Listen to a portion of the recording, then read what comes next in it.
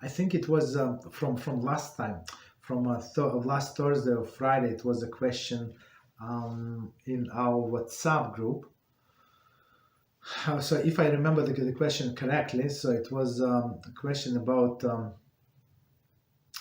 what to do with water. The way I remember, if I remember correctly, like after Mayim Achronim, right? After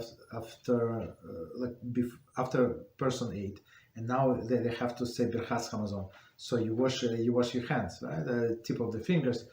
And the question, what should you do with water? And how Shulchan Aruch said, it's dangerous water, right? It's like Sitra Achra drinks from this water, whatever it means, right? And it's not proper to pour out where the people walk, right? Because they can get